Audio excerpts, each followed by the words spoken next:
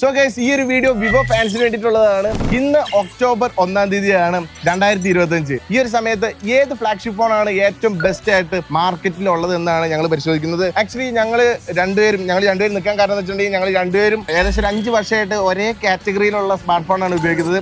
ഞാനും ജിഷ്ണും. ഞാൻ ആദ്യം വിവോയുടെ V15 Pro എന്നുള്ള ഫോൺ ഉപയോഗിച്ച പിന്നെ ഞാൻ വിവോ വിട്ട് മാറിയിട്ടേ ഇല്ല. അതിനുശേഷം X80 എടുത്തു. ജിഷ്ണു ആദ്യം X80 എടുത്തു. അതിനുശേഷം ഒരു മാസത്തിന് ശേഷം ഞാൻ X80 എടുത്തു.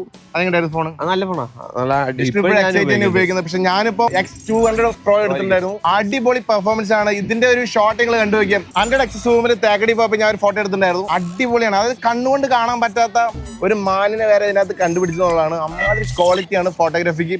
പക്ക പ്രോസസ്സിംഗ് ആണ്. മീഡിയ ടെക്കിന്റെ ആണെങ്കിലും ഞാൻ ആദ്യം ടെൻഷൻ അടിച്ചെങ്കിലും അടിപൊളി പ്രോസസ്സിംഗ് ആണ്. പക്ഷേ ഈ ഐഫോൺ ഉണ്ടല്ലോ, എൻ്റെ കയ്യിൽ 16 Pro Max കൂടി ഉണ്ട്.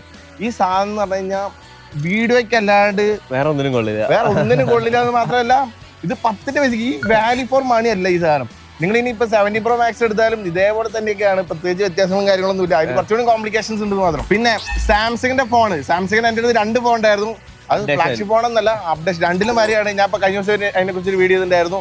ടോട്ടലി പ്രോബ്ലംസ് ആണ്. സോ എനിക്ക് പറയാനുള്ളത്, വിവോയുടെ ഫ്ലാഗ്ഷിപ്പ് ഫോണുകളും അവരുടെ സർവീസും ഒരു രക്ഷയില്ല അല്ലെ.